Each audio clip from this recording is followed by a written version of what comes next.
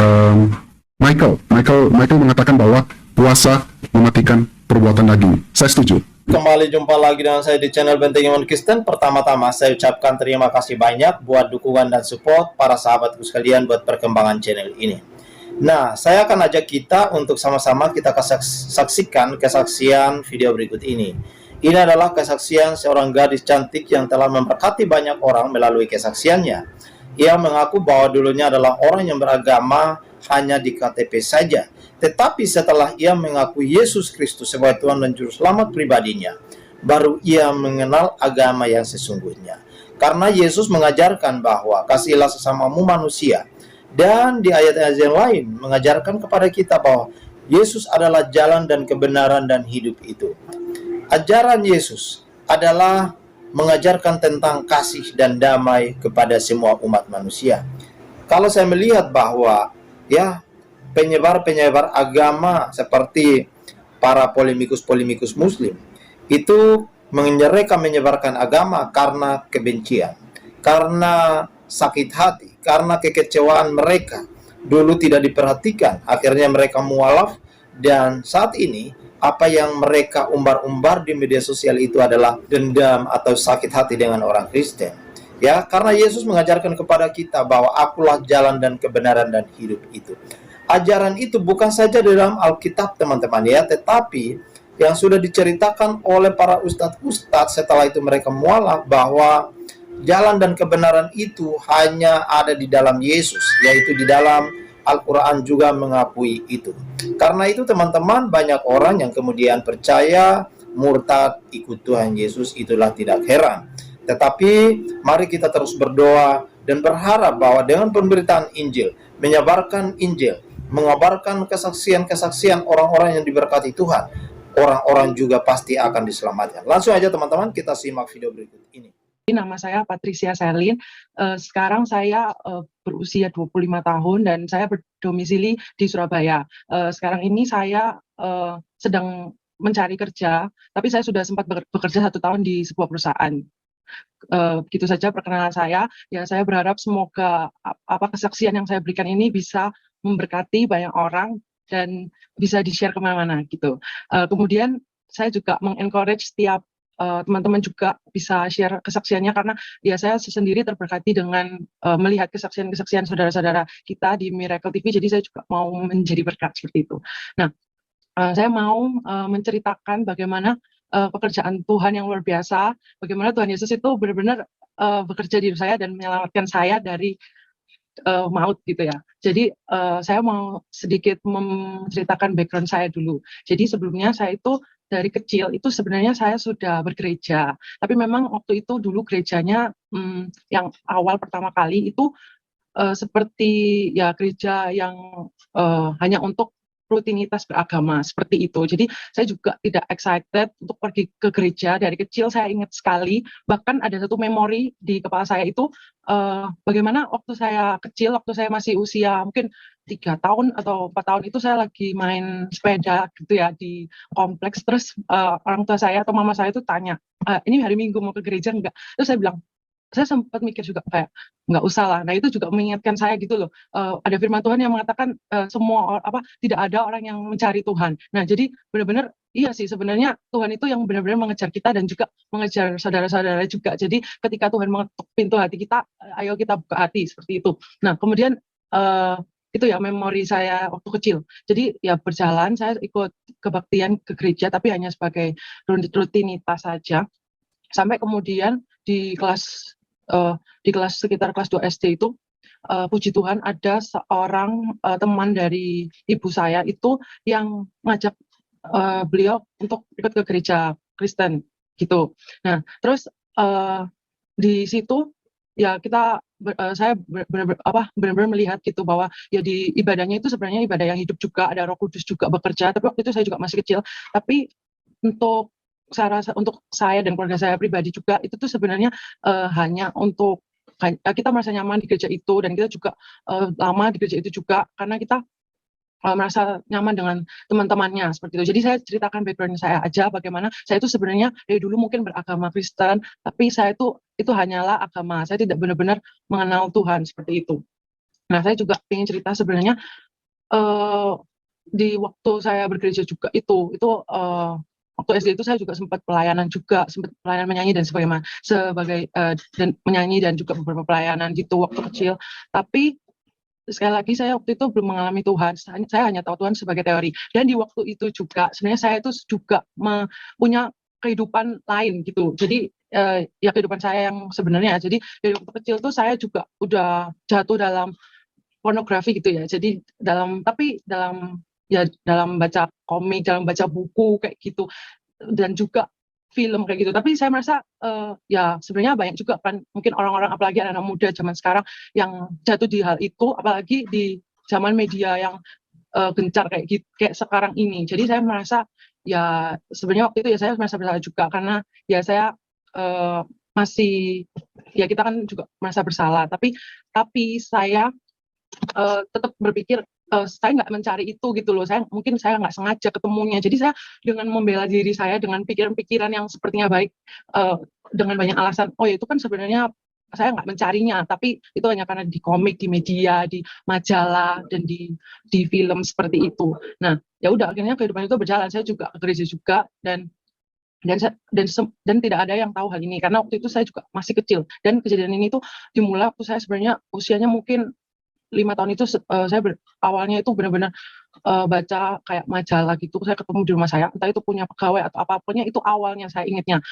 Di situ saya ketemu sebenarnya majalah orang dewasa. Jadi ini juga ya, sebagai sharing untuk orang-orang dewasa, tidak ada orang yang, sampai usia berapapun harusnya kita itu tidak mengentertain kita dengan hal-hal yang seperti itu. Apalagi kalau kita udah, tahu ada anak-anak di rumah ya. Jadi maksudnya itu tuh bukan hal yang benar dan di Alkitab juga dikatakan kalau matamu jahat ya, seluruh tubuhmu itu juga jahat gitu. Kalau matamu gelap ya apalagi seluruh tubuhmu kayak gitu. Jadi ya jangan jangan sampai kita, berkompromi dengan dosa karena upahnya itu sangat besar. Mungkin orang-orang di sekitar kita juga menjadi korban seperti itu.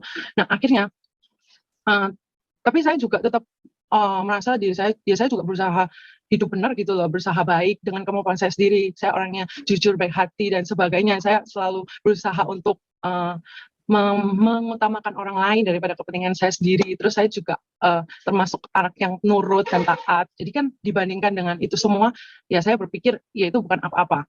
Terus ya saya merasa ya udah gitu loh, mungkin nanti kalau misalkan dewasa saya bisa benar-benar bebas gitu kan. Mungkin ini karena saya masih kecil aja jadi nggak apa-apa gitu.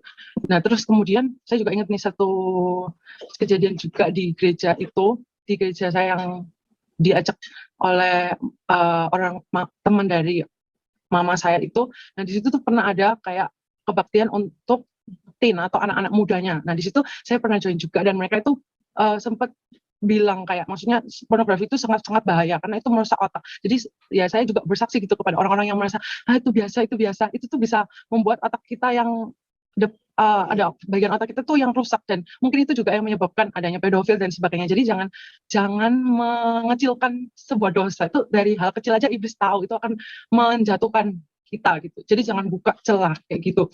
Nah terus di waktu di-sharing-kan itu saya benar-benar kayak merasa terintimidasi gitu kan. Saya kayak benar-benar berdoa kepada Tuhan, "Ya Tuhan ampuni aku," karena saya tahu gitu dan nggak ada orang lain yang tahu gitu. Saya minta ampun ke Tuhan waktu di tengah-tengah seminar itu, terus kayak, "Ya Tuhan semoga nggak ada yang tahu juga," kayak gitu. Ya udah, terus itu waktu saya SD ya. Jadi setelah itu, lanjut ke SMP, SMA, ya udah kehidupan kembali normal, kembali biasa, seperti biasanya, bener-bener ya, seperti kehidupan dijalani sehari-harinya gitu. Tapi emang Tuhan Yesus itu selalu mengejar kita, satu domba pun Tuhan kejar. Jadi ya kalian semua yang mendengarkan sharing ini, Tuhan itu juga sedang mengejar kalian gitu, sebegitunya. Nah terus, waktu itu saya sempat ingin masuk ke suatu SMA yang favorit gitu di kota saya dan saya udah benar-benar mempersiapkan semuanya untuk masuk ke SMA tersebut gitu ya. Tapi entah kenapa sebelum masuk ke SMA itu, sebelum ada tes masuk, saya itu ikut-ikut teman saya yang lain untuk dia itu mau coba daftar di sekolah SMA yang lain. Akhirnya saya hanya mau latihan saja untuk masuk ke SMA yang favorit ini, yang saya sudah idam-idamkan gitu kan. Ternyata keterima malah di sekolah ini dan malah dapat kategori yang bagus. Kalau masuk situ lebih murah eh, daripada yang biasanya, yang normalnya, karena hasil tes saya termasuk bagus. Tapi tetap saya tolak karena saya ingin masuk di sekolah favorit saya ini gitu. Dan akhirnya saya ikut tes di sekolah favorit saya ini dan tidak keterima. Saya juga udah nolak untuk pendaftaran di sekolah yang menerima saya itu dengan kategori yang bagus itu, dan sudah ditutup juga. Akhirnya saya mau ikut teman saya yang lain untuk daftar di sekolah yang lain. Nah, di saat itu juga, tapi di awal-awal mau masuk SMA itu juga sempat saya itu karena gereja saya pindah jauh, akhirnya saya juga diajak oleh teman saya itu untuk ikut di satu gereja yang lain gitu, yang di gereja tempat saya yang sekarang dimuridkan ini, seperti itu. Nah ini nanti akan ada sambungannya, jadi ada hubungannya gitu. Terus setelah itu saya masuk ke Lalu setelah itu saya kan akhirnya mencari jalan lain untuk masuk sekolah yang lain kan. Dan setelah saya udah tahu, oh saya mau ikut yang lain lagi gitu. Di hari itu juga waktu saya pulang ke rumah, mama saya itu bilang, udah nunggu di ruang tamu dan bilang, tadi mama ditelepon dari sekolah yang dulu kamu diterima dengan kategori bagus itu. Terus katanya kalau misal mau bayar sekarang kamu langsung keterima. Jadi akhirnya mama bayar gitu, walaupun harusnya udah tutup tapi dia sekolah itu kasih kesempatan lagi. Akhirnya saya masuk di sekolah itu dan itu benar-benar sangat-sangat membuat semua rencana saya itu rusak gitu, karena sekolah ini tuh benar-benar di luar pikiran, dan juga sekolah ini tuh tidak seperti jalur yang biasanya diambil orang-orang lain gitu di sekolah yang SMP saya gitu kan. Akhirnya saya masuk di situ, dan di situ itu benar-benar tidak sesuai ekspektasi. Benar-benar saya itu susah untuk mencari teman di situ, dan bahkan awal-awal masuk saja saya sudah dijauhi karena dikira aneh dan sebagainya. Jadi saya merasa, kenapa ini tiba-tiba rencana ini rusak semuanya? Terus kayak saya tuh kayak benar-benar kecewa juga sama semuanya, sama Tuhan, dan juga saya juga menyalahkan orang tua saya. Kenapa sih kok seperti ini jadinya? Dan di situ tuh benar-benar, walaupun saya udah baik sama orang, tapi mereka nggak memperhatikan karena mereka sudah ada kelompok-kelompok dari dulunya. Akhirnya disitulah saya langsung kayak saya yang berpikir harusnya sekolah SMA itu bagus, dan sekolah SMA itu harusnya menyenangkan dan sebagainya, langsung drop gitu. Dan di situ saya akhirnya kayak setiap pulang sekolah itu saya nangis-nangis, terus saya kayak juga mood swing pokoknya, terus juga pagi-pagi kalau malam tidur susah, terus waktu bangun pagi itu juga kadang anxiety atau kayak ada panik gitu loh, karena kayak aduh sesuatu yang buruk akan terjadi hari ini kayak gitu. Jadi intinya itu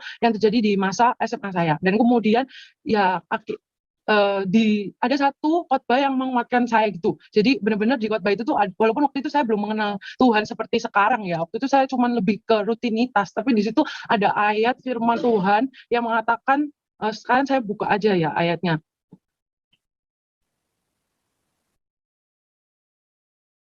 Sebentar, di Yeremia.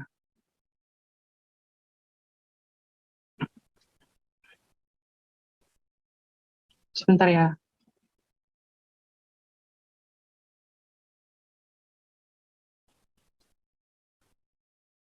Di Yeremia.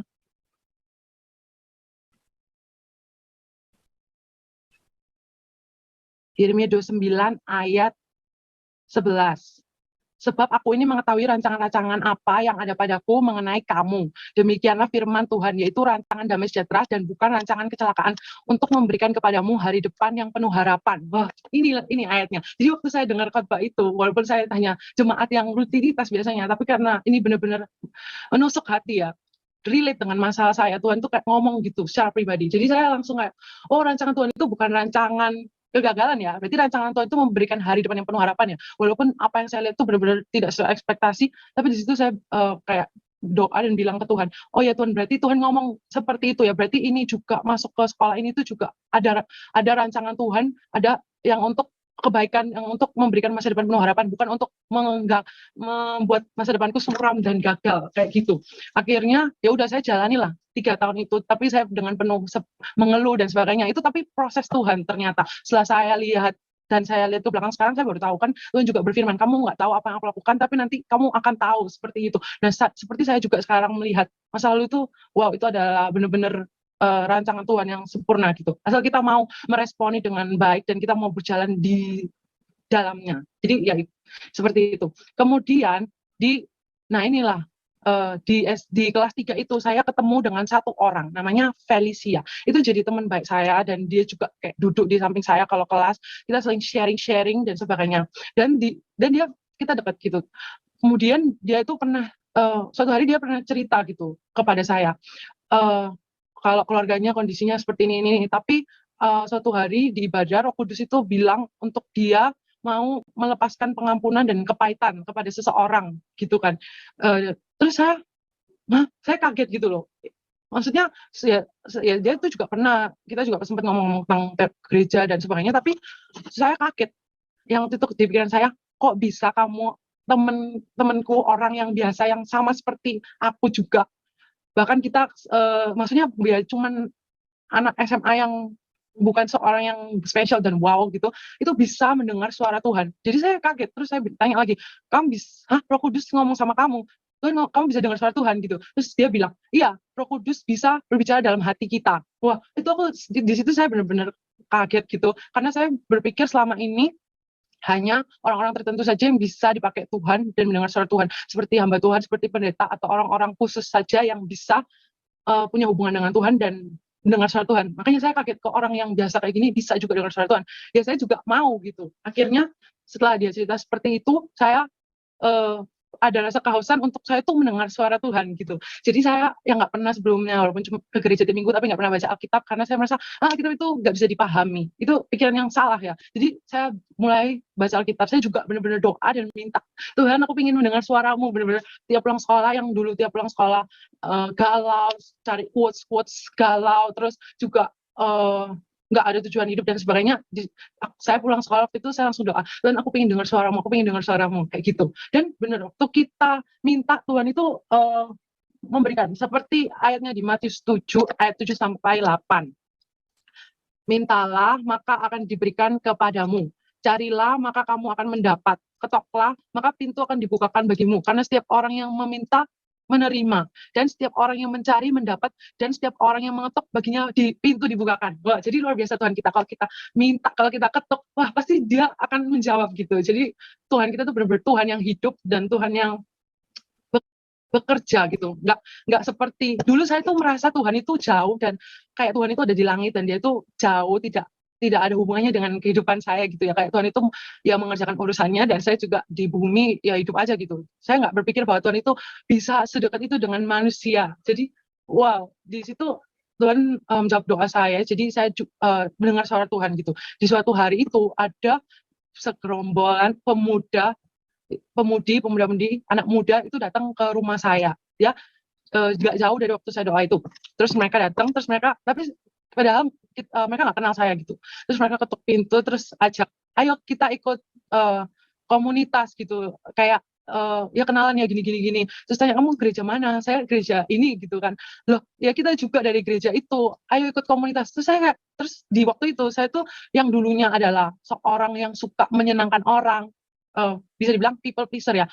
Di waktu itu tuh, di proses di SMA itu saya benar-benar nggak mau mengandalkan orang lagi karena orang itu, manusia itu mengecewakan. Di situ saya belajar gitu. Nah, dan akibatnya saya jadi nggak males gitu untuk mengentertain orang, dan akhirnya waktu mereka datang ke rumah saya juga sinis dan saya juga nggak mau. Akhirnya saya ngusir, saya nolak gitu. Udah nggak usah datang gitu lah. Tapi ya maksudnya kayak nggak mau ikut apa kayak gitu. Terus waktu saya masuk ke rumah itu, kan itu ada beberapa kali, 2 kali. Yang kedua kalinya itu saya juga ngomong sama orang tua saya kan, kayak saya diajak ke komsel gitu, terus mama saya juga bilang, ya udah ikut aja kan lumayan kamu berteman, ada komunitas gitu, tapi nggak ngapain gitu, nggak mau. Lagian waktu itu juga lagi nggak mau, malas sama manusia juga. Akhirnya, tapi waktu yang kedua itu saya ingat banget masuk rumah, tiba-tiba saya dengar ada suara di hati itu bilang, katanya kamu pengen lebih dekat sama Tuhan. Tapi kenapa kamu nolak-nolak orang yang ngajak kamu untuk dekat sama Tuhan? Kamu tuh kayak kalau kamu tuh kayak dulu di Alkitab kan Tuhan mengutus 70 muridnya untuk menyembuhkan orang, untuk memberitakan Injil Kerajaan Sorga. Terus katanya kalau misalkan orang itu nggak menolak, kebaskan debu di alas kakimu gitu kan. Nah, kamu tuh kayak orang-orang yang nolak-nolak murid Tuhan di zaman itu gitu. Terus aku langsung kayak tertemplak. Terus kok kayak ada suara kayak gini ya. Akhirnya ya daripada ya saya kan nggak mau merasa bersalah. Akhirnya saya ya udahlah ikut aja. Nah, saya cuma ikut sekali di komunitas itu, cuma datang sekali. Nah, di situ saya juga sebenarnya melihat sih ada orang-orangnya baik dan orang-orangnya juga dipenuhi Roh Kudus, orang-orang yang waktu mereka share firman tuh juga saya mendapatkan kata-kata firmannya itu juga dan sebagainya. Tapi tetap saya tidak mau untuk datang terus gitu kan. Jadi saya cuma datang sekali. Yang penting saya menuruti suara itu, dan puji syukur juga waktu itu saya taat dan segera nurut dengan suara Roh Kudus itu. Dan akhirnya saya cuma datang sekali, terus saya nggak mau datang lagi. Akhirnya mereka chat lagi, terus nggak bisa, sibuk, alasannya banyak segala macam. Tapi bersyukurnya juga ya mereka itu pantang menyerah. Jadi ya ini juga membuat ya menginspirasi lah banyak orang ya. Kalau misalkan kita benar-benar rindu pingin ada jiwa-jiwa yang diselamatkan, ya ayo bayar harga, mendoakan, dan juga ayo kita usahakan gitu. Jadi saya bersyukur juga karena diusahakan dengan teman-teman saya itu. Kalau mereka walaupun mereka saya usir-usir, mereka tetap datang gitu kan. Jadi saya mau juga mengusahakan supaya jiwa-jiwa bisa mengenal Yesus gitu. Terus kemudian saya nggak mau datang, ikut nggak ikut gitu kan. Terus suatu hari waktu saya lagi mandi di toilet gitu ya. Terus saya itu lagi merenung kan, ngapain saya ikut komsel kayak gitu kan. Saya udah ke gereja seminggu sekali cukup lah, kan orang beribadah seminggu sekali itu udah cukup gitu. Saya udah ke gereja seminggu sekali itu cukup gitu, ngapain harus ikut-ikut komsel lagi. Terus kemudian lanjut lagi saya berpikir, ngapain ya Tuhan Yesus itu mati di kayu salib buat menebus orang-orang, menebus dosa manusia kan. Ya kan saya ini orangnya baik, saya itu enggak aneh-aneh, nggak pernah ke diskotik dan sebagainya, nggak pernah minum-minum. Saya juga orangnya jujur. Ya saya terus ingatlah kebaikan yang saya usahakan gitu. Misalkan waktu kacamata saya rusak dan saya merusakkan kacamata itu, saya berani mengakui gitu loh kok ke orang tua saya, walaupun dimarahi. Kan nggak banyak orang berani kayak gitu. Misalkan juga kalau saya salah sama orang, saya mau loh bertanggung jawab, walaupun saya ngerusakin barang orang itu, saya akan ganti gitu kan. Jadi kayak bener-bener saya melihat diri saya tuh berusaha bersih tanpa cacat celah, melakukan etiket dengan baik, karena saya juga cukup idealis orangnya. Jadi saya merasa nggak ada yang salah dengan diri saya, nggak perlu sampai Tuhan Yesus tuh mati segitunya di kayu salib. Ya kalau untuk orang-orang yang jahat, yang berdosa, contohnya kayak pencuri, pembunuh, pemerkosa, nah itu Tuhan harus bela-belain mati di kayu salib untuk menebus dosa mereka, karena mereka udah nggak ada harapan, karena mereka harus misalkan kayak orang di penjara ya, karena mereka ya udah nggak ada harapan lagi dan butuh orang yang mengeluarkan mereka dari penjara gitu kan. Ya pantas lah, masuk logika. Mereka butuh Yesus membayarkan dosa mereka. Tapi saya nggak merasa gitu, karena saya merasanya saya nggak ngapa-ngapain gitu. Ya mungkin ya kayak sekali lagi ya, kayak saya sharing, saya cuman paling dosa pornografi itu kan, ya itu kecanduan saya dari kecil. Tapi kan orang lain juga gitu loh. Dan tiba-tiba Tuhan Yesus itu mengingatkan saya kepada satu memori saya waktu kecil yang saya tuh benar-benar lupa. Dan itu benar-benar langsung menutup semua alasan saya, menutup mulut saya lah istilahnya, kayak benar-benar menemplak, dan kayak saya udah nggak bisa ngomong lagi. Jadi saya tuh diingatkan dengan memori waktu saya kecil itu, saya tuh pernah ada teman perempuan juga, teman cewek juga, dan waktu kita mainan waktu kecil, bayangkan itu waktu kecil itu kita udah kayak ciuman, kita kayak pegang badan satu sama lain, bayangkan. Dan ya karena kita mungkin ya karena masih kecil juga sih memang, tapi ya itulah manusia. Seperti di ayat ya, di mana nih, Roma 3 ayat 23-24, karena semua orang telah berbuat dosa dan telah kehilangan kemuliaan Allah, dan oleh kasih karunia telah dibenarkan dengan cuma-cuma karena penebusan dalam Kristus Yesus. Semua orang itu sudah berbuat dosa dan kehilangan kemuliaan Allah, semua orang. Tapi waktu itu saya baru sadar bahwa saya juga termasuk salah satu orang yang ya saya juga adalah orang yang berdosa itu.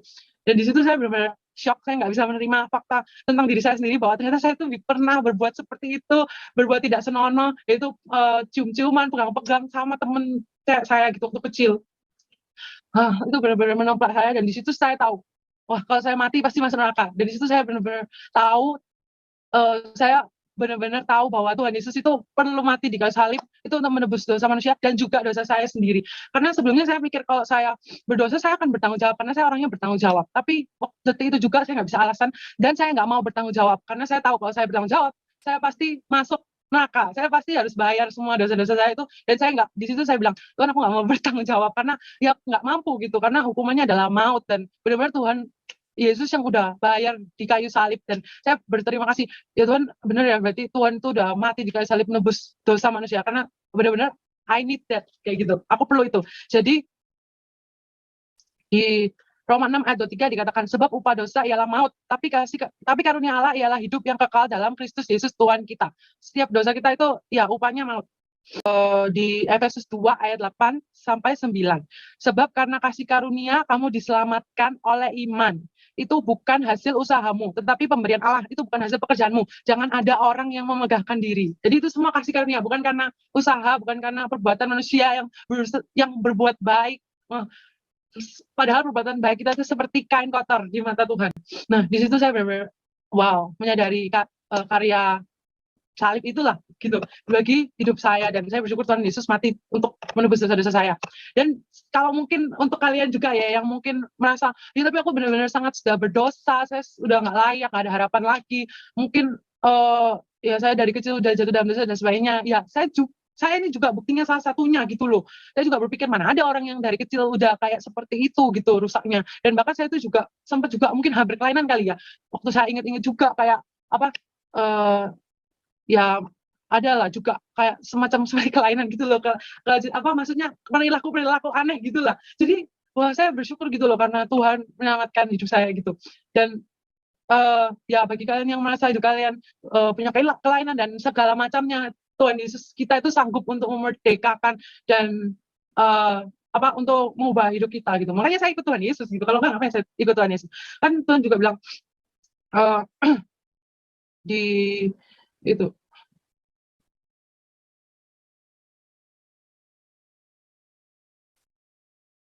sebentar. Saya baru diingatkan gitu. Mazmur 51 ayat 17. Korban sembelihan dari ayat 16 saja. Mazmur 51 ayat 16 sampai 17. Sebab engkau tidak berkenan kepada korban sembelihan, sekiranya aku persembahkan korban bakaran, engkau tidak menyukainya. Korban sembelihan kepada Allah ialah jiwa yang hancur, hati yang patah dan remuk, tidak akan kau pandang hina ya Allah. Jadi waktu itu saya benar-benar merasa berdosa, saya benar-benar merasa minta ampun sama Tuhan karena benar-benar dosa saya itu besar kayak gitu. Dan waktu kita berdosa itu kita sebenarnya menyakiti hati Tuhan kan, bukan berarti kita itu maksudnya Tuhan itu bukan Allah yang ya kamu nggak boleh gini, ya kamu nggak boleh gitu. Tapi kita sadar sendiri bahwa kalau kita berdosa itu yang sakit Tuhan gitu. Jadi ya bukan karena tidak bisa, tapi ya tidak mau untuk berbuat dosa gitu. Nah terus waktu itu akhirnya baptis, terus juga saya sungguh-sungguh mau ikut Tuhan. Akhirnya saya mau waktu itu ada kayak ibadah kebaktian kebangunan rohani dan ada altar call. Nah, saya tuh udah tahu pasti ada altar call, tapi sebelumnya saya cuma maju ikut-ikutan kayak gitu. Tapi di sini saya benar-benar rindu untuk maju, untuk mengalami perjumpaan dengan Tuhan.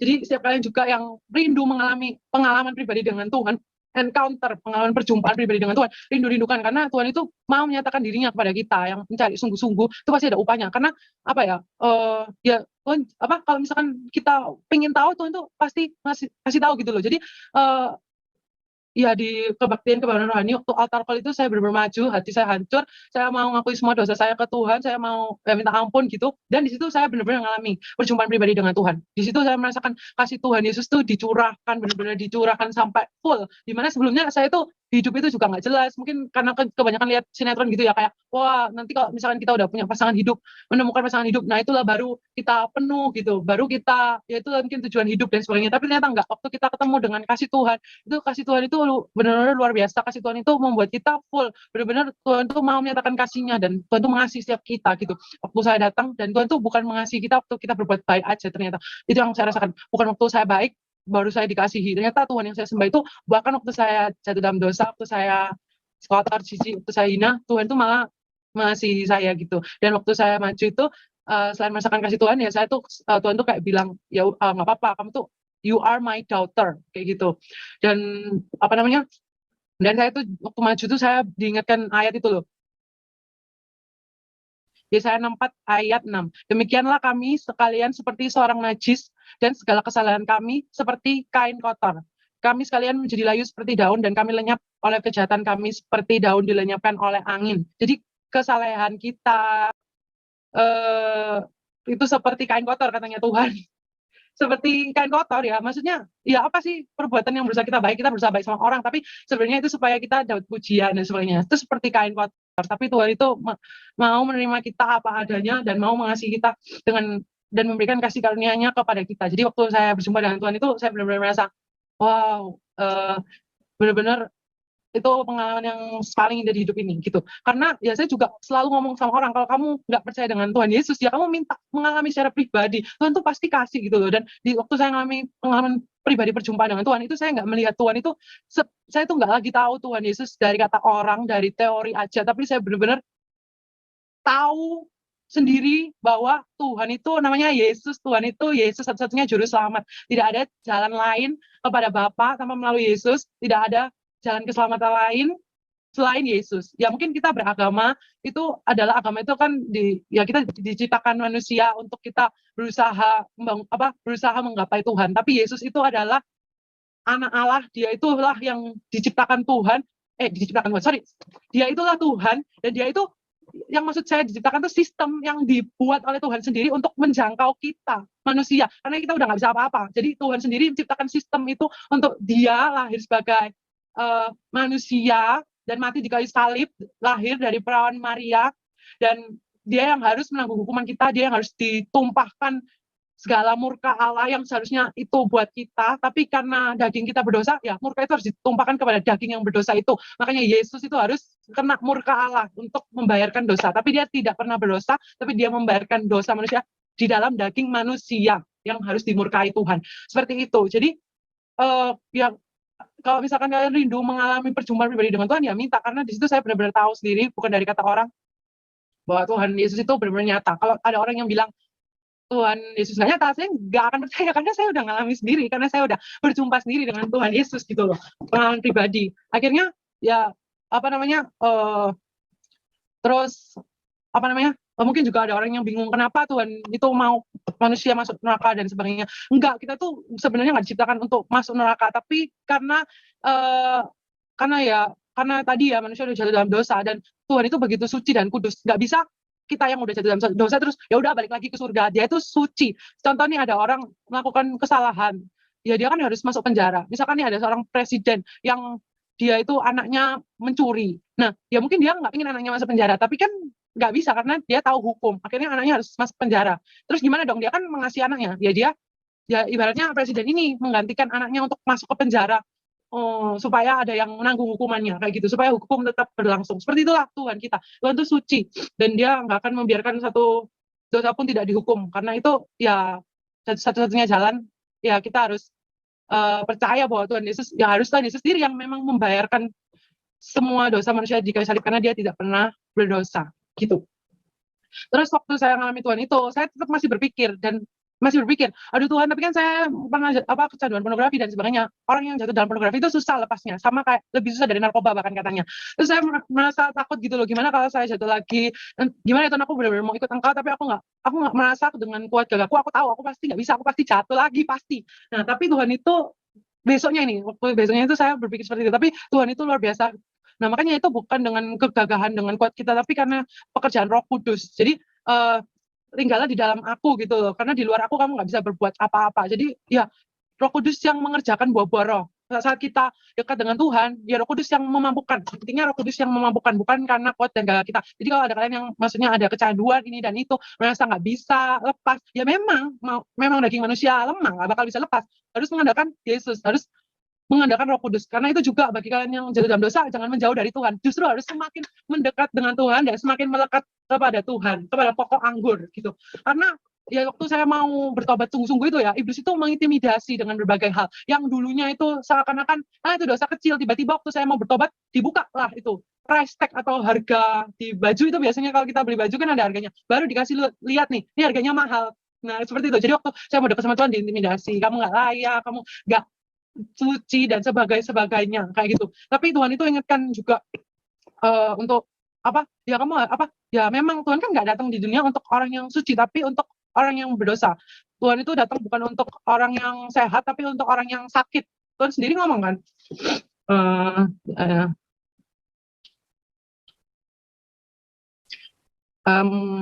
saya coba cari ayatnya juga. Lukas 5 ayat 32.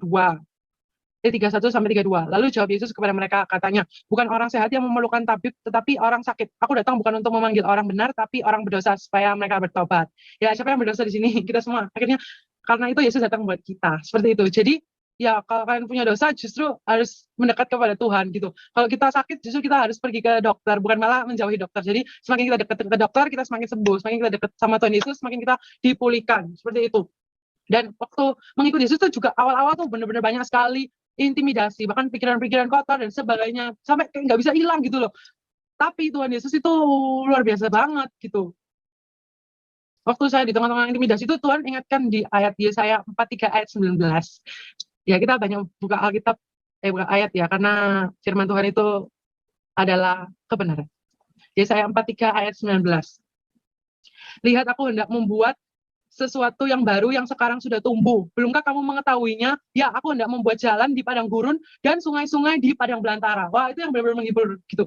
Kayak, ngapain kamu lihat hal-hal yang dulu? Belum tahukah kamu kalau aku tuh sedang membuat sesuatu yang baru? Jadi saya tuh benar-benar terhibur gitu, karena Tuhan sendiri ngomong, aku lagi buat hal yang baru, kamu nggak tahu tak? Aku lagi mau pakai kamu nggak tahu tak? Jadi ya, kepada orang-orang yang jatuh bangun ke dalam dosa, segera bertobat karena Tuhan mau pakai hidup kita. Jadi ngapain lama-lama di dalam dosa? Ngapain pakai beban itu?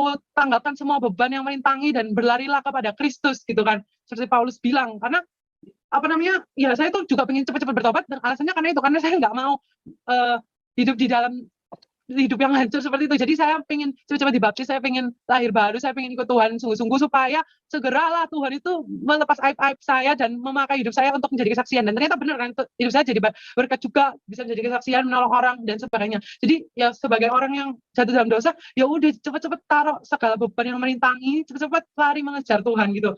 Karena ada masa depan yang indah, ada janji Tuhan buat setiap kita, buat hidup kita dipulihkan. Jangan lama-lama di dosa, karena nggak worth it, karena Tuhan nggak ada rencana di dalam situ, karena Tuhan rencananya ada di depan gitu. Dan jangan terintimidasi, pokoknya jangan dengarkan iblis gitu. Terus carilah komunitas, karena memang di komunitas itu kita saling mengaku dosa, kita saling didoakan, dan kita bisa semakin kuat bertumbuh bersama, berjalan kepada Tuhan Yesus gitu kan. Terus juga jangan mencobai diri. Kalau kita tahu kita lemah di hal itu, ya jangan deket-deketin di hal itu. Contoh, lemah di rokok misalkan, ya jangan beli gitu loh. Misalkan saya juga lemah ya di dosa lama saya, misalkan pornografi gitu ya. Ya udah, nggak usah di kamar sendirian main laptop gitu. Ya keluar kamar, nggak usah mencobai diri sendiri. Ya seperti itu sih. Jadi ya, Tuhan Yesus tuh luar biasa mau pakai hidup semua kita. Dan waktu awal-awal taubat itu ya, saya tuh juga bingung. Tuhan Yesus tuh langsung kasih gerakan saya untuk, ayo bagikan, ceritakan gitu loh di komunitas itu. Di komunitas saya, ceritakan kesaksian gitu. Nah, padahal itu saya baru pesan pertama awal taubat. Dan itu kan dosa masa lalu ya, memalukan. Tapi kan maksudnya, ya nanti aja lah Tuhan. Tapi enggak, Tuhan langsung ngomong, ceritakan. Jadi untuk semua petaubat baru pun, ya kalau kalian punya kesaksian, ceritakanlah kepada orang-orang tentang kesaksian, tentang Yesus gitu, tentang pekerjaan Tuhan dan bagaimana Tuhan itu menyelamatkan hidup kita. Seperti itu sih. Itu aja yang mau saya bagikan mungkin. Terima kasih. Wow, luar biasa ya. Benar-benar kesaksian yang dahsyat pada malam hari ini. Kita berikan kemuliaan dulu buat Tuhan Yesus. Wow, dahsyat ya. Ini salah satu contoh ya. Kesaksian pada malam hari ini saya mendengarnya dari Patricia, pemudi 25 tahun. Kesaksian yang dibawakan dengan ceria, lugu. Kita merasa excited ya, dan fun. Bagaimana Roh Kudus ini mendrive seseorang itu untuk bersaksi. Ketika Roh Kudus itu yang memakai pribadi kita ya. Ini seperti Tuhan berbicara melalui Patricia kepada kita semua. Luar biasa. Saya banyak belajar dari kesaksian Patricia. Dan kesaksiannya bukan hanya kesaksian, tetapi juga ada firman Tuhan yang diiringi, yang dikasih oleh Patricia. Artinya adalah bahwa Patricia ini, kalau saya bisa simpulkan, pemudi yang bertobat dan benar-benar bertumbuh di dalam Tuhan sampai mengerti firman Tuhan itu ya, yang dibagikan kepada kita semua. Saya sangat setuju dengan firman Tuhan yang dibagikan, urutannya ya, yang dialami oleh Patricia, terus dibagikan kepada kita, memang benar-benar iya dan amin. Itulah kebenaran firman Tuhan yang terjadi juga di dalam kehidupan Patricia, sehingga Patricia mendapatkannya di dalam firman Tuhan, dan itu benar-benar diteguhkan. Saya belajar malam hari ini dari kesaksian Patricia, bagaimana Sebentar, saya tadi catat di sini ya. Ya, tidak mudah seorang pemudi untuk apa namanya ya, di dalam kehidupannya saat ini yang masih bergairah gitu ya, terus melawan, saya dapat katakan ini seperti melawan arus. Bagaimana Patricia ini melawan arus duniawi dari sajian menu-menu, salah satu adalah pornografi. Betul, itu tidak mudah. Tidak mudah, itu susah untuk kita lepaskan. Kalaupun itu bisa dilepaskan, itu karena Tuhan, itu karena Roh Kudus. Luar biasa. Dan kita tetap dalam firman Tuhan, agar supaya kita tetap dalam hidup dalam kekudusannya ya. Dan saya belajar ya, dari saya mau bagi satu firman Tuhan, sudah banyak tadi yang dibagikan oleh Patricia, tetapi saya rindu juga ingin membagikan di 2 Korintus 7 ayat 1 ya. 2 Korintus 7 ayat 1, saya tadi sudah menulis firman Tuhan juga ya, sebentar. 2 Korintus 7 ayat 1, bagaimana kita itu benar-benar hidup juga harus kita jaga, hidup di dalam kekudusan ya. Ya, ini saya bagikan di layar ya. Saudara-saudaraku yang kekasih, karena kita sekarang memiliki janji-janji itu, marilah kita menyucikan diri kita dari semua pencemaran jasmani dan rohani, dan dengan demikian menyempurnakan kekudusan kita dalam takut akan Allah. Amin. Itu yang disampaikan oleh Patricia tadi ya, pencemaran jasmani, pencemaran rohani, itu yang kita benar harus jauhkan ya. Luar biasa, supaya kita hidup kekudusan dan hidup kita menjadi berkenan di hadapan Tuhan. Saya juga belajar firman Tuhan itu ya dan amin. Karena firman Tuhan itu mendidik ya. Firman Tuhan itu mendidik. Coba kita baca di 2 Timotius 3 ayat 16. 2 Timotius 3 ayat 16. Ya. Segala tulisan yang diilhamkan Allah memang bermanfaat untuk mengajar, untuk menyatakan kesalahan, untuk memperbaiki kelakuan, dan untuk mendidik orang dalam kebenaran. Luar biasa. Tidakkah kita lihat pada malam hari ini bagaimana firman Tuhan mendidik pemudi kita pada malam hari ini, Patricia? Firman Tuhan benar-benar mendidik orang, mendidik manusia, benar-benar menjadi manusia yang luar biasa. Dengan didikan firman Tuhan, kita bisa menyaksikan pada malam hari ini kesaksian dari seorang pemudi yang menegur kita semua juga ya. Biar kita juga lebih tua, mungkin usianya jauh lebih tua, tetapi ada pesan Tuhan yang disampaikan lewat Patricia pada malam hari ini. Luar biasa ya, luar biasa. Dan sahabat-sahabat yang menyaksikan, pemuda-pemudi, mudah-mudahan terdorong dengan kesaksian dari Patricia, termotivasi. Ayo, bersaksi apa yang kalian alami. Karena kita membutuhkan, dunia ini membutuhkan pemuda-pemudi seperti Patricia sebagai tongkat, atau untuk melanjutkan tongkat estafet bersaksi untuk kemuliaan Tuhan. Dan sangat bersemangat. Kita melihat tadi betapa Patricia bersaksi dengan cinta ya, kasihnya ya, on fire, luar biasa. Ini sangat memberkati, powerful, sangat luar biasa ya. Baik, Patricia, kita bergeser ke teman-teman di Zoom. Barangkali dari mereka ingin bertanya dan berbagi pada malam hari ini. Silakan hidupkan mic dan kameranya. Wow, Ibu Ruth, kelihatan tidak sabar ini ya, karena rupanya juga menggebu-gebu ya dengan kesaksian dari Patricia. Silakan Ibu. Wow, luar biasa. Benar-benar ini tadi tuh mau saya, benar-benar wow, saya ini buka tadi itu langsung nggak tahu, hati saya terbakar bergelora-gelora. Saya nggak tahu ngomong apa, kagum. Saya pikir-pikir dari tadi ini usia berapa ya? Saya mikir, saya share ke grup sekolah minggu kayaknya ya, tapi ternyata sudah 25 tahun. Baik, nanti akan saya share ke grup kaum muda remaja, karena suami saya adalah pembina kaum muda remaja ya. Aduh, benar-benar hati saya ini bergelora dahsyat, luar biasa. Kesaksian yang tulus, murni, jujur, apa adanya, elegan, ceria, sukacita, dan ada Roh Kudus. Karena apa? Saya merasakan itu. Sukacitanya itu wow, nggak tahu ya, makanya saya nggak kasih firman di sini kan ya. Saya pikir cerdas sekali ini hamba Tuhan, nggak ya, saya mikir seperti itu. Tapi betul-betul Roh Kudus ada di dalam diri Dek Patricia. Karena apa? Roh Kudus itulah yang akan mengingatkan setiap perkataan Allah. Bukan pada waktu pas kesaksian tadi itu kan mengalir saja, tiba-tiba ingat tuh ayat, tiba-tiba ingat tuh ayat, tidak dikonsep, tidak dicatat terlebih dahulu. Saya yakin itu Roh Kudus yang ada dalam diri Dek Patricia berkobar-kobar gitu kan. Waduh, saya tadi membayangkan mau jadi apa ya nanti kalau sudah dewasa, sudah segini aja sudah begini, nanti mau jadi apa? Jadi angan-angan bayangan saya itu bagaimana ya Dek Patricia, bagaimana ya itu seperti itu. Tapi luar biasa kesaksian itu, memang pornografi nggak harus melakukannya, kita berpikir aja itu sama dengan berzina.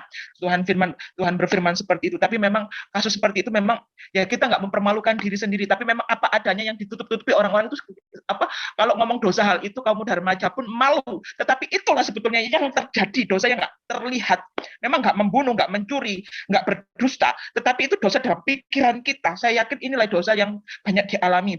Dan mau nggak mau harus kita akui itu memang yang dikatakan di Petrus jadi benar. Dan kita harus menyucikan diri dulu. Menyucikan diri berdamai dengan Tuhan dari pikiran dan hati kita. Karena Tuhan itu adalah suci.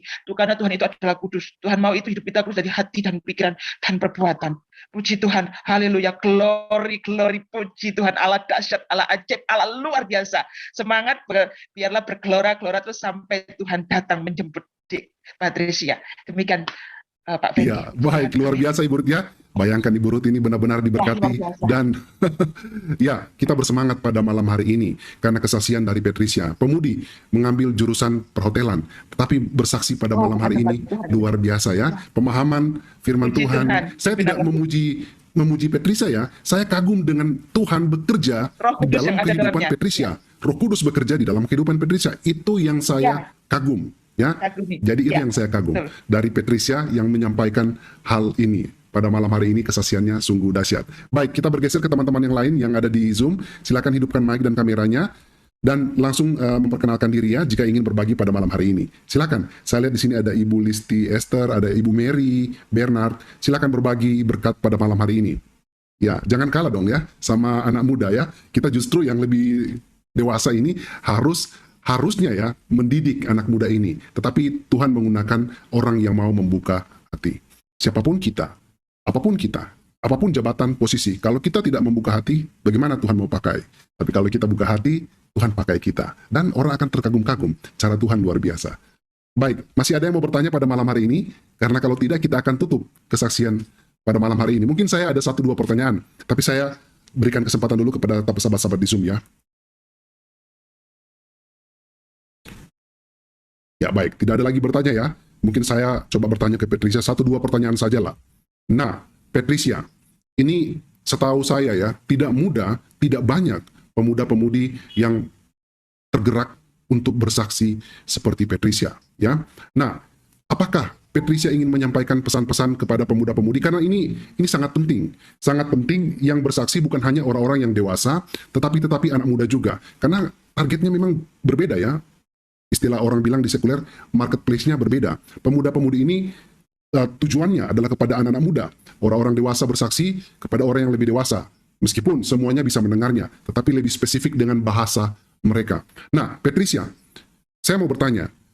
Betul Patricia katakan tadi bahwa kita harus benar-benar seperti kalau kita addicted dengan something like pornografi ya. Jangan berlama-lama di kamar dong, ya kan? Cobalah keluar dari kamar, lakukanlah something, aktivitas yang kita bisa lakukan.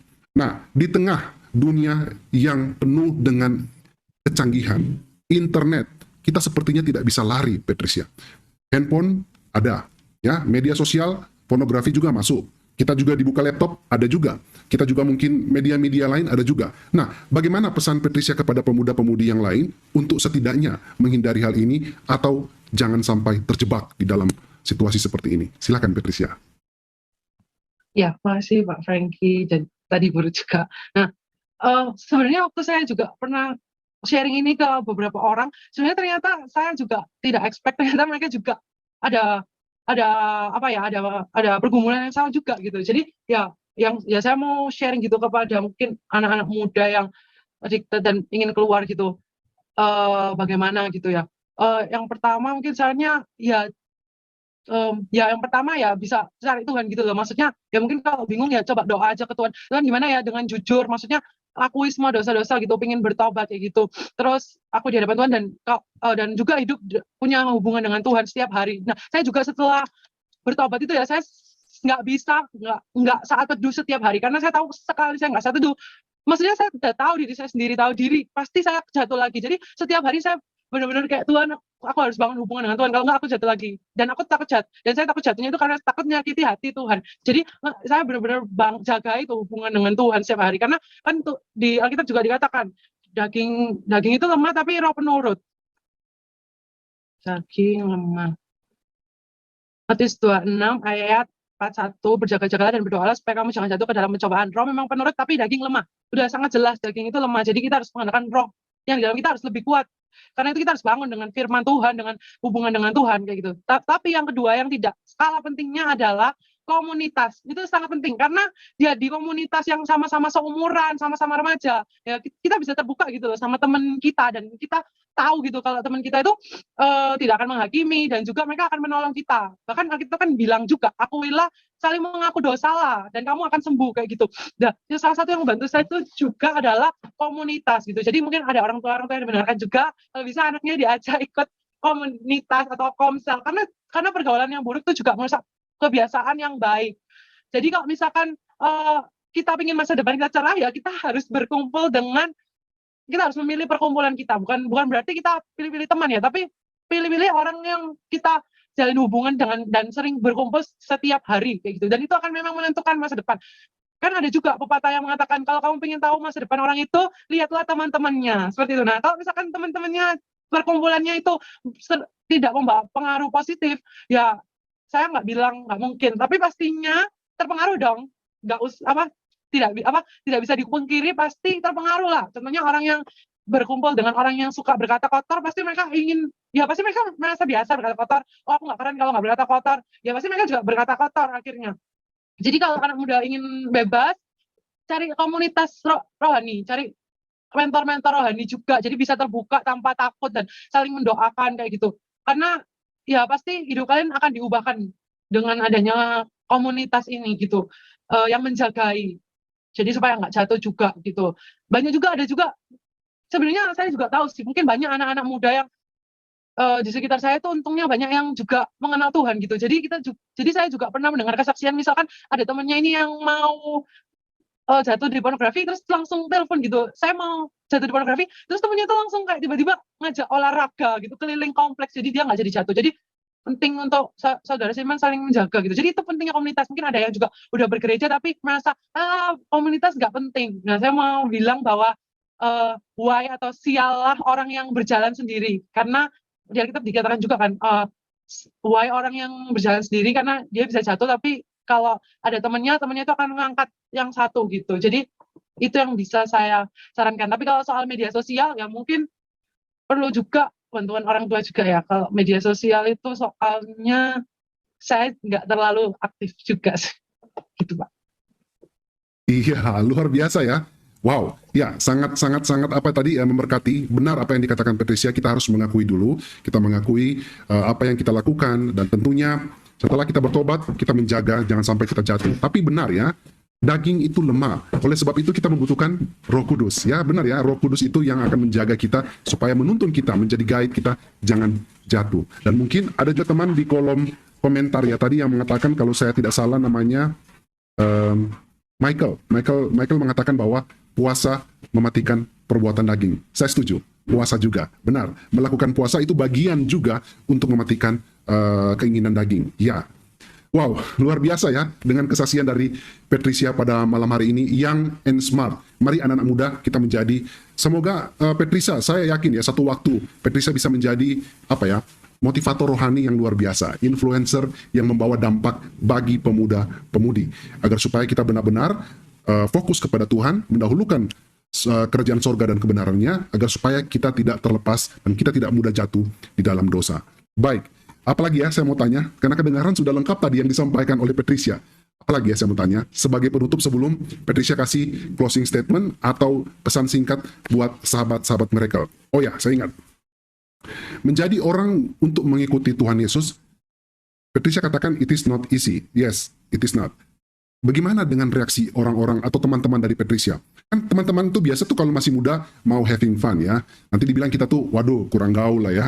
Kenapa kalau diajak mau ke sini, ke situ, sepertinya kita menghindar. Nah ini tidak mudah bagi pemudi-pemuda seperti Patricia untuk menghadapi hal ini. Apalagi teman-teman itu seumuran kita. Nah bagaimana Patricia menghadapi hal ini? Silakan. Iya Pak, makasih. Iya benar juga sih sebenarnya. Karena Tuhan juga bilang gitu loh, kamu tuh bukan dari dunia ini gitu loh. Jadi pasti kita nggak ikut dunia. Padahal dunia kayak gini, Yesus kayak gini ya. Sebenarnya kita lawan arus, benar katanya Pak Frankie gitu. Jadi ada beberapa juga ya makanya pilih-pilih juga komunitas ya. Bersyukurnya karena saya memang awalnya udah di Tuhan tuntun untuk tertanam di komunitas itu, dan aku bersyukur banget. Mungkin Tuhan udah tahu gitu, Tuhan udah planningkan juga dari lama. Ya makanya ada orang yang datang ke komunitas, ngajak ikut komunitas. Mungkin kalau saya bertobat sampai tanpa punya komunitas, mungkin saya nggak sekuat sekarang ini. Wah, itu juga saya baru sadar ya. Jadi makanya waktu itu langsung ditemukan dengan komunitas kayak gitu, karena Tuhan udah merancangkan gitu. Nah, tapi ya anak muda sekarang ya memang sih agak merasa apa ya, ingin diterima kayak gitu kan, dengan hal-hal dengan teman-temannya, apalagi kalau yang sekarang itu ini dibilang keren gitu kan, nanti kalau nggak ikut dibilang nggak keren ya. Tapi saya mau ngomong kalau ikut Tuhan itu lebih keren kok, karena lebih seru, lebih keren daripada semua itu malahan. Jadi ya memang reaksi orang-orang ada juga sih, sempat orang-orang itu sempat juga kayak mikir yang apa, kayak kamu terlalu berlebihan mungkin ya, berlebihan dan sebagainya. Tapi ya saya mau sharingkan beberapa hal gitu loh. Tapi mereka melihat buah gitu loh. Karena buah saya bagus. Karena mereka juga lihat gitu. Saya dulu orangnya minder. Ngomong kayak gini pun nggak bisa. Orang pasti nggak nyangka. Tapi Tuhan mengubahkan. Jadi orang melihat buah gitu loh. Ya saya juga semakin lebih jujur lagi. Saya juga semakin bisa mengatur jadwal dan sebagainya. Jadi orang mau ngomong apa gitu loh. Mereka mau ngomong saya kuno, saya manusia goa, nggak tahu ini itu. Tapi melihat buahnya lebih baik, lebih manis, lebih bagus, ya apalagi yang mau dikata, pasti kan juga mereka mungkin juga bingung gitu loh, karena ya mau dicela pun buahnya bagus gitu loh. Hidup saya juga lebih baik, hidup keluarga saya juga lebih baik, pengaruh saya juga lebih baik gitu. Jadi benar-benar ikut Roh Kudus itu penuh dengan buah-buah roh gitu. Dan juga apa ya tadi, waktu awal, karena sebelumnya saya tuh memang suka people pleaser. Sebelumnya saya juga udah suka, dulu tuh malah tujuan hidup saya kayaknya cuma untuk mencari teman, untuk menjadi terkenal dan sebagainya. Tapi waktu Tuhan udah proses masuk SMA, itu saya menyadari kalau memang manusia itu juga mengecewakan. Tapi luar biasanya apa? Waktu saya masuk kuliah itu, saya tuh bahkan menghindari orang dan agak antisosial ya. Tapi ya sekarang udah enggak.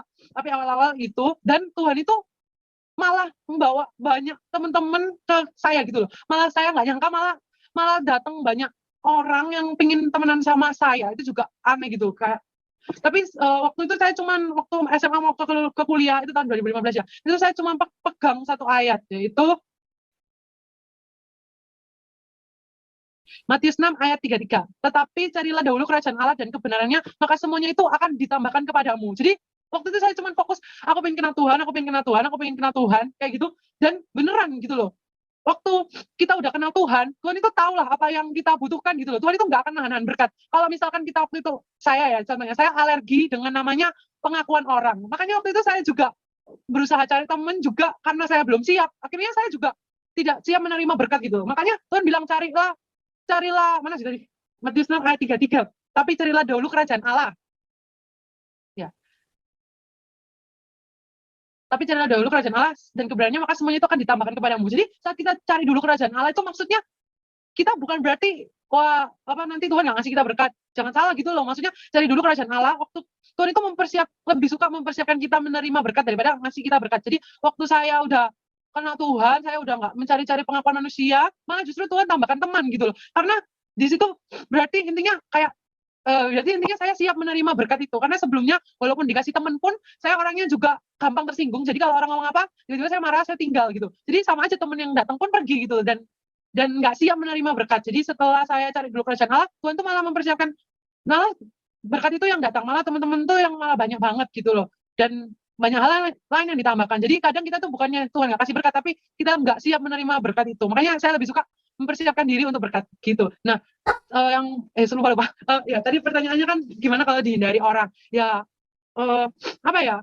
Ya karena saya udah melalui itu semua ya. Jadi lebih indah lah pengakuan dan penerimaan Tuhan daripada penerimaan manusia, karena ya itu manusia itu cepet naik turun. Oh ya, anak-anak muda sekarang kan sukanya jadi influencer dan sebagainya. Tapi biasanya netizen atau orang-orang kan sehari ini memuja, besoknya langsung bisa dihina-hina. Kadang juga dihina-hina, besoknya dipuji-puji. Ya manusia itu emang seperti itu. Yesus saja waktu naik di keledai dipuji-puji, Hosana, Hosana anak Daud, besoknya disalib gitu. Jadi apa yang mau diharapkan dari pengakuan manusia? Hari ini diterima, besok dibenci. Jadi ya janganlah mengharapkan pengakuan manusia yang sementara dan naik turun itu. Jadi lebih baik kita diakui Tuhan gitu. Dan ya sekali lagi komunitas ya itu, kalau misalkan kita menemukan teman-teman yang baik, pastinya ya kita nggak takut dijauhi orang yang tidak baik, karena kita udah merasa ya kenapa aku baik dan mengenal Tuhan, tapi komunitasku juga mendukung gitu loh. Kalau misalkan teman-teman kita justru nggak mendukung kita mengenal Tuhan, ya itu berarti bukan teman yang baik kan.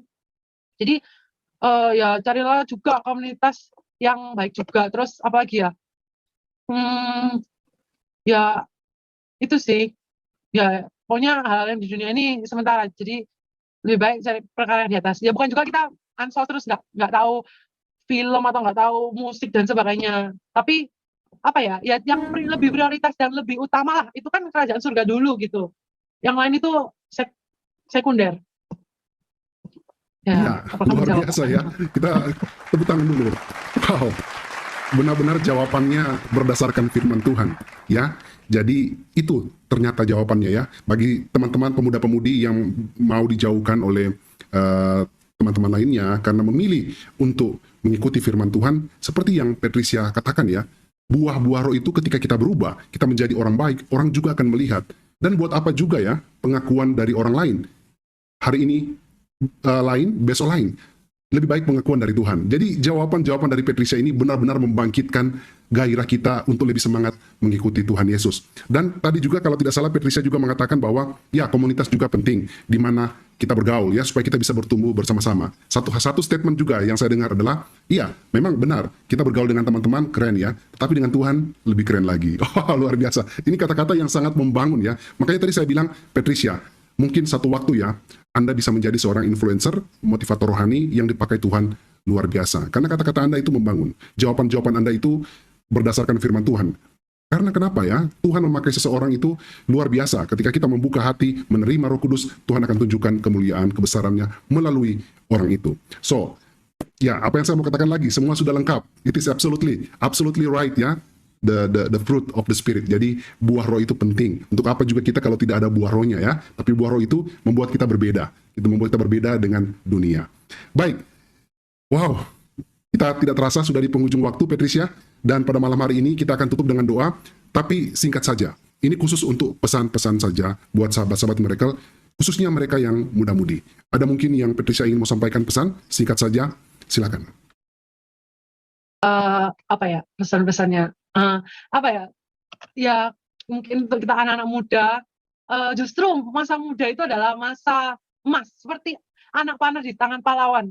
Persembahkan masa mudamu untuk Tuhan, Pak, karena itu nggak akan sia-sia dan maksudnya Tuhan itu akan bawa kita menjadi akan pakai kita gitu. Jadi masa muda jangan dikasih ke hal-hal lain, jangan disia-siakan, tapi kasih masa muda ke Tuhan gitu. Justru malah saya tuh bersyukur karena di masa muda ini sudah mengenal Tuhan gitu. Karena apa ya? Karena justru sangat sedih sekali kalau orang itu sudah tua baru mau ngasih hidupnya ke Tuhan, baru kenal Tuhan. Karena justru dari muda itu, dari waktu kita punya banyak tenaga dan sebagainya itu kita itu dibangun dan kenal Tuhan dan asik sekali gitu loh untuk jalan bersama Tuhan. Ya satu lagi mungkin kepada muda-muda gitu ya, maksudnya ya saya juga terbeban mengatakan jangan salah juga memilih pasangan hidup yang tidak seiman, yang tidak seimbang, bahkan bukan cuman satu agama saja tapi kerohaniannya juga seimbang gitu. Karena jangan jadi pasangan yang tidak sepadan gitu. Karena maksudnya ya itu juga pasangan kita itu juga akan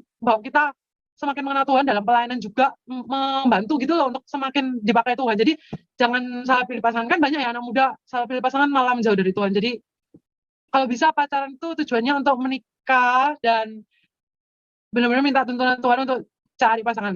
Pokoknya ya, dan juga jangan meninggalkan Tuhan. Pokoknya apapun yang terjadi, pegang Tuhan, bangun hubungan dengan Tuhan setiap hari.